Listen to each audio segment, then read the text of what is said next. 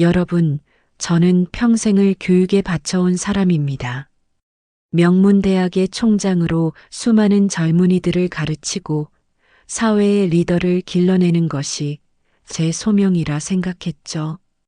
하지만 그 모든 명예와 지위가 한순간에 무너져 내릴 줄은 정말 몰랐습니다.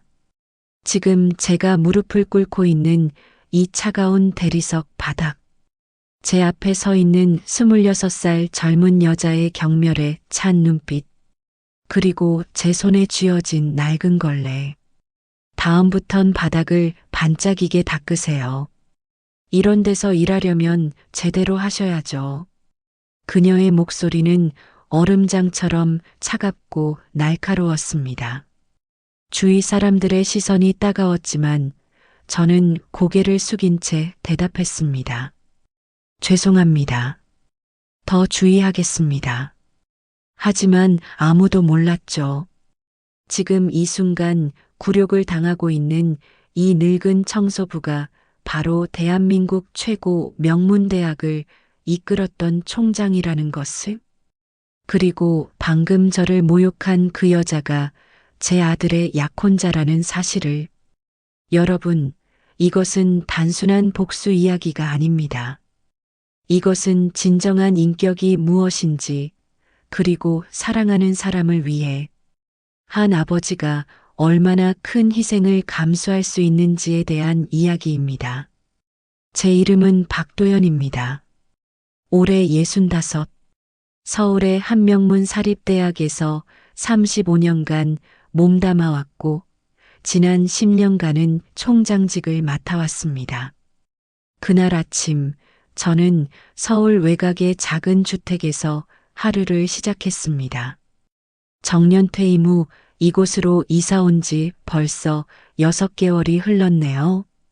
거실 한쪽 벽면을 가득 메운 철학 서적들과 교육학 논문들이 제 지난 세월을 말해주고 있었습니다. 아버지, 안녕하세요. 전화기 너머로 들려오는 아들 준혁의 목소리는 언제나 제 마음을 따뜻하게 해줍니다. 32살의 준혁은 지금 대기업에서 부장으로 일하며 나름대로 성공한 삶을 살고 있었죠. 준혁아, 그래. 요즘 어떻게 지내니? 아버지, 사실 좋은 소식이 있어서 전화드렸어요. 제가 결혼할 사람을 만났거든요. 그 순간 제 가슴이 두근거리기 시작했습니다. 아들이 마침내 인생의 동반자를 찾았다는 기쁨과 동시에 아버지로서의 걱정이 몰려왔거든요. 정말이냐? 어떤 사람인데? 김서영이라고 해요. 나이는 26이고 정말 아름다운 여성이에요. 아버지께서 보시면 분명 마음에 들어 하실 거예요. 김서영. 그 이름을 들은 순간 제 기억 속에서 어떤 것이 스쳐 지나갔습니다. 어디서 들어본 이름 같은데. 그 아가씨 집안은 어떻게 되니? 서영이 아버지는 대기업 임원이세요. 어머니는 일찍 돌아가셨다고 하더라고요. 아버지, 이번 주말에 만나보시지 않을래요? 정말 좋은 사람이에요. 전화를 끊고 나서 저는 오랫동안 생각에 잠겼습니다. 준혁이 행복해한다는 것은 좋았지만 뭔가 마음 한편이 불안했어요. 그날 오후 저는 동네 이발소에 갔습니다. 이발소 사장 김 씨는 이 동네에서 30년간 장사를 해온 터라 온갖 소문에 밝았거든요. 김 사장님, 혹시 김서영이라고 아시나요? 김 씨의 손이 잠시 멈췄습니다. 아, 그 아가씨요? 물론 알죠. 동네에서 유명한 집 딸이거든요. 유명하다고요? 뭐 어떻게 말씀드려야 할까요? 집에서 일하는 가정부들한테 아주 까칠하다고 소문이 자자해요. 특히 나이 드신 분들한테는. 김 씨의 말을 듣는 순간 제 가슴이 서늘해졌습니다.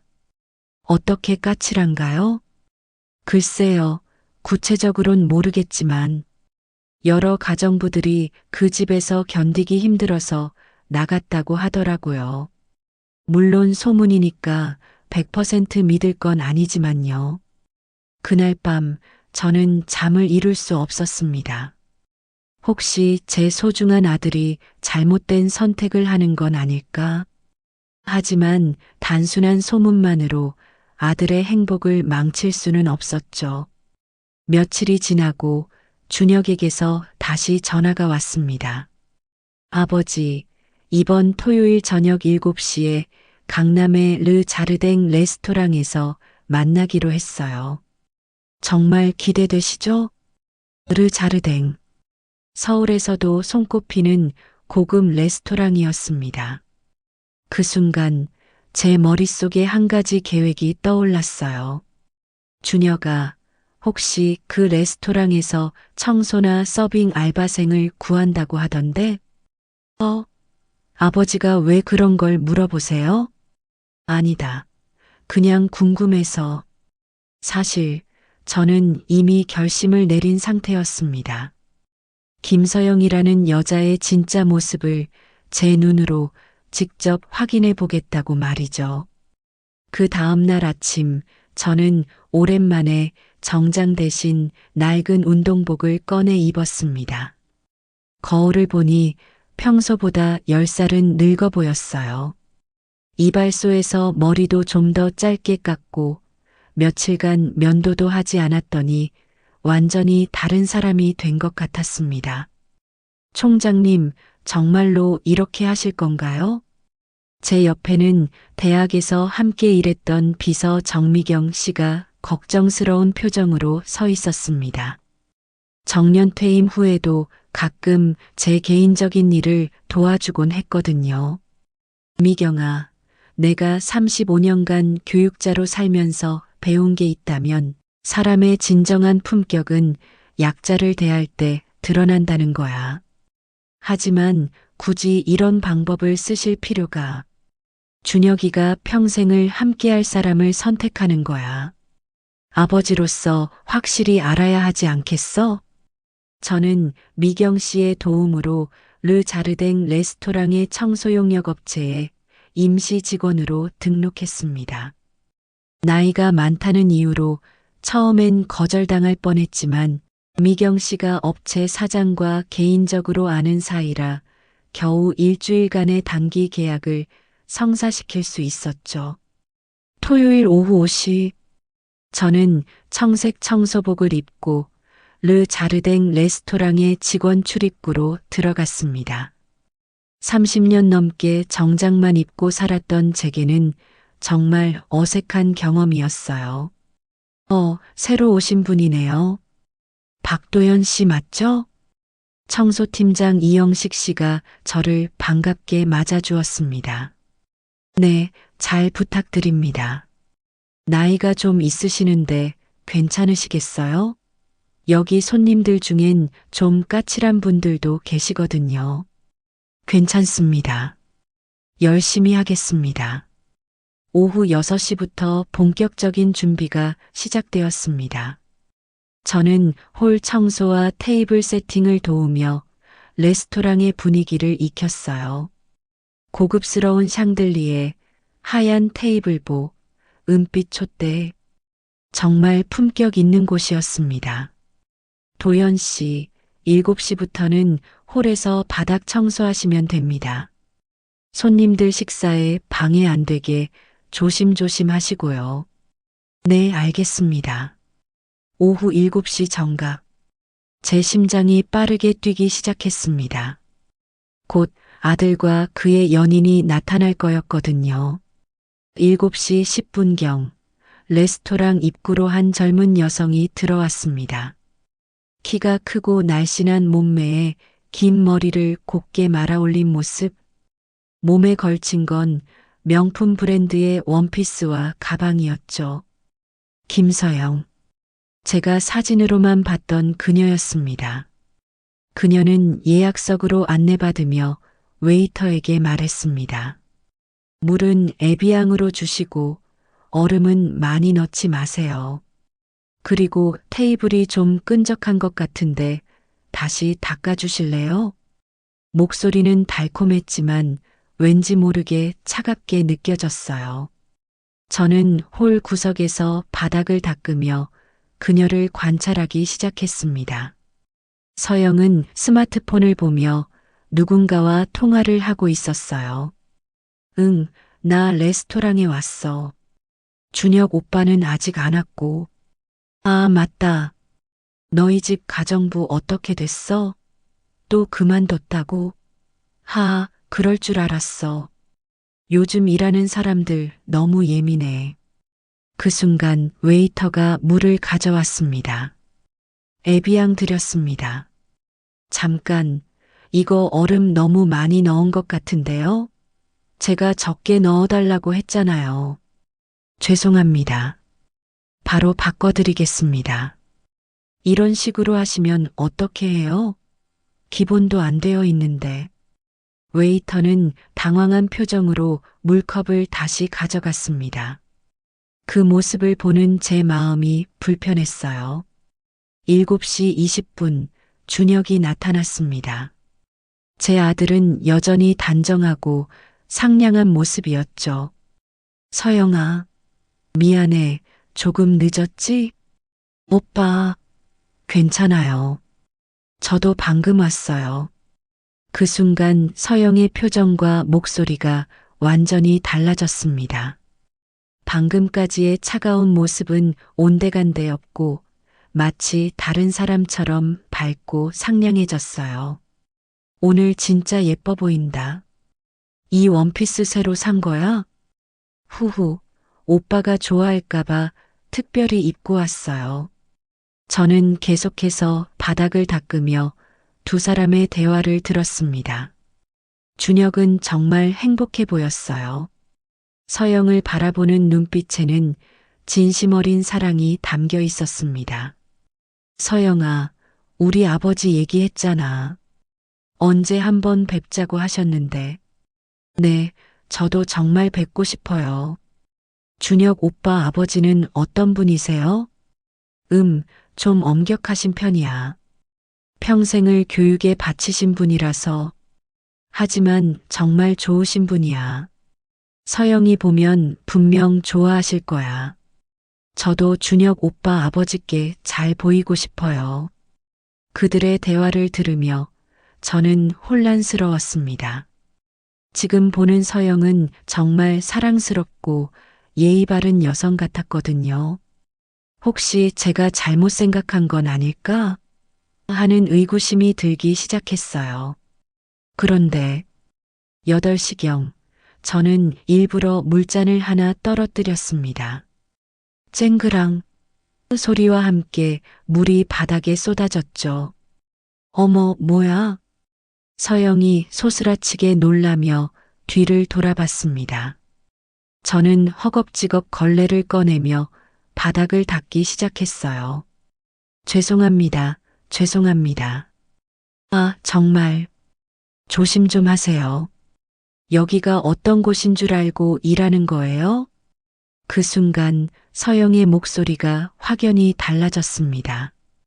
방금까지 준혁에게 보여준 달콤한 목소리는 온데간데였고 날카롭고 차가운 톤이었어요. 서영아, 괜찮아. 실수할 수 있는 거지. 준혁이 만류했지만 서영의 표정은 이미 굳어져 있었습니다. 준혁 오빠는 너무 착해요. 이런 식으로 일하면 다른 손님들한테도 피해잖아요. 저는 계속 고개를 숙인 채 바닥을 닦았습니다. 그런데 서영이 갑자기 일어나더니 제 앞에 섰어요. 할아버지, 잠깐 이리 오세요. 제 심장이 쿵 떨어졌습니다. 서영이 저를 별도의 구석으로 불렀거든요. 할아버지, 나이가 어떻게 되세요? 60, 65입니다. 이런 일이 처음이세요? 아, 아닙니다. 그럼 더 조심해서 일하셔야죠. 여기는 비싼 레스토랑이에요. 손님들이 기분 나빠하면 어떡해요? 서영의 목소리는 겉으로는 정중했지만 그 안에 담긴 경멸과 우월감을 저는 분명히 느낄 수 있었습니다. 다음부턴 더 조심하겠습니다. 그래야죠. 이런 데서 일하려면 기본은 지켜야 하니까요. 그 말을 하는 서영의 눈빛. 저는 평생 잊을 수 없을 거예요. 그것은 한 인간을 바라보는 시선이 아니라 마치 물건이나 도구를 보는 듯한 시선이었습니다. 저는 테이블로 돌아가는 서영의 뒷모습을 바라보며 온몸이 떨리는 것을 느꼈습니다. 분노가 아니라 깊은 절망감이었어요. 서영은 다시 준혁 앞에 앉자마자 또 다른 사람이 되었습니다. 오빠 미안해요. 괜찮아요? 응, 괜찮아. 그런데 서영아, 조금 심했던 것 같은데. 뭐가요? 그 할아버지한테 나이도 많으신데. 아, 오빠는 정말 착해요. 하지만 일은 일이잖아요. 더 조심해서 하라고 말해준 거예요. 준혁은 고개를 끄덕였지만 표정이 그렇게 밝지는 않았어요. 제 아들도 뭔가 이상함을 느낀 것 같았습니다. 그 후 30분 동안 저는 계속해서 관찰했습니다. 서영은 웨이터들을 부를 때마다 마치 하인을 대하는 듯한 태도를 보였어요. 여기요, 이 스테이크 너무 익었는데요? 미디엄 레어로 주문했잖아요. 죄송합니다. 바로 바꿔드리겠습니다. 그리고 와인잔도 좀 이상한데 제대로 된 글라스로 바꿔주세요. 준혁이 괜찮지 않아? 라고 말했지만 서영은 고개를 저었습니다.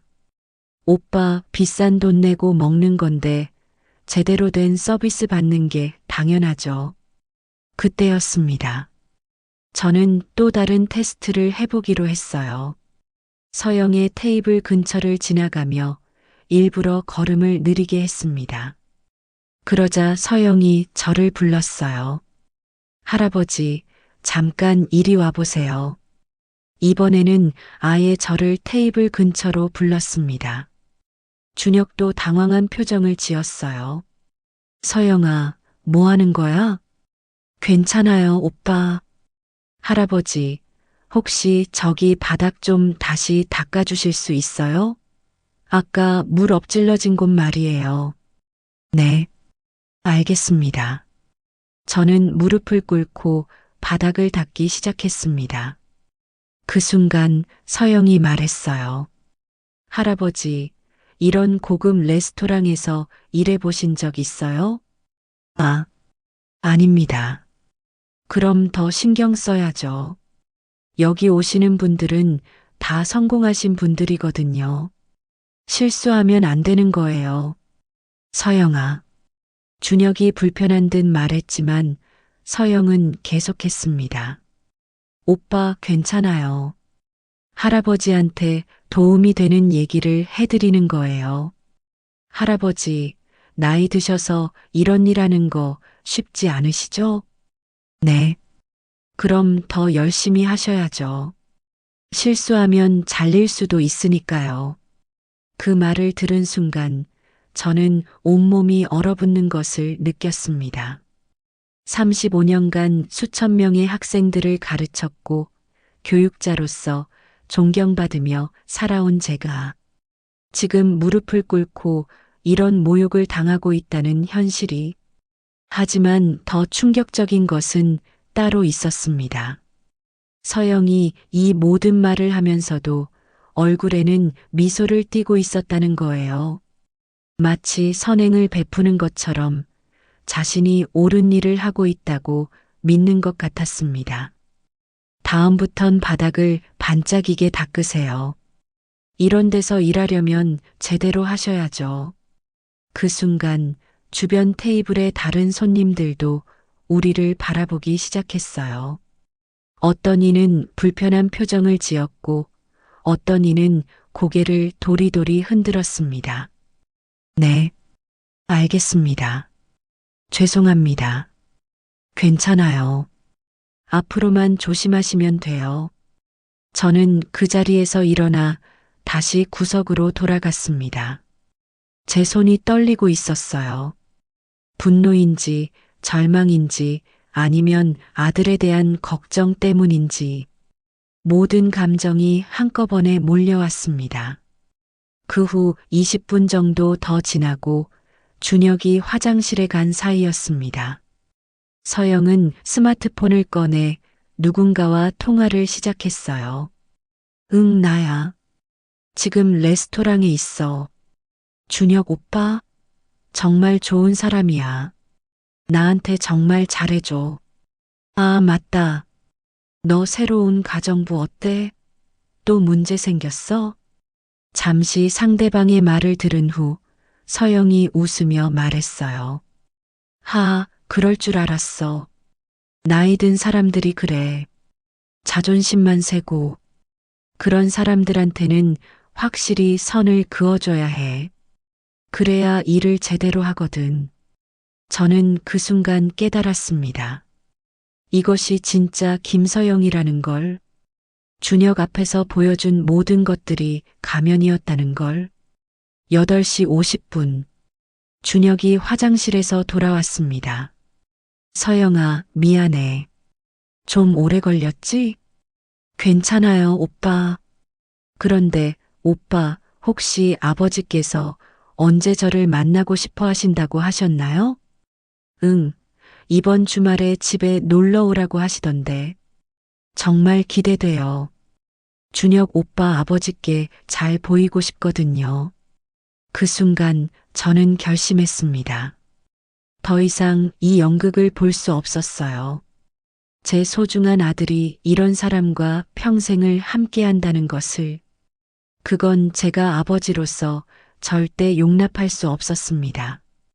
저는 천천히 걸레를 바닥에 놓았습니다. 그리고 허리를 곧게 펴며 서영의 테이블로 걸어갔어요. 실례하겠습니다. 준혁과 서영이 동시에 저를 바라봤습니다. 준혁의 눈이 점점 커지기 시작했어요. 아버지? 그래, 준혁아. 아버지다. 그 순간 서영의 얼굴이 새하얗게 질렸습니다. 포크를 든 손이 덜덜 떨리기 시작했어요. 어떻게, 아버님이 왜 여기에? 김서영 양. 저는 차분하고 낮은 목소리로 말했습니다. 방금까지 당신이 보여준 모습들 모두 잘 봤습니다. 레스토랑 안의 공기가 무겁게 가라앉았습니다. 다른 테이블의 손님들도 우리 쪽을 바라보기 시작했어요. 아버님, 제가 몰랐어요. 서영의 목소리는 이미 떨리고 있었습니다. 하지만 저는 단호했어요. 모르셨다고요? 당신은 지금까지 제게 무엇을 했는지 정확히 알고 있었습니다. 나이 든 사람을 무시하고 모욕하고 인격을 짓밟는 것이 얼마나 잘못된 일인지도 알고 있었어요.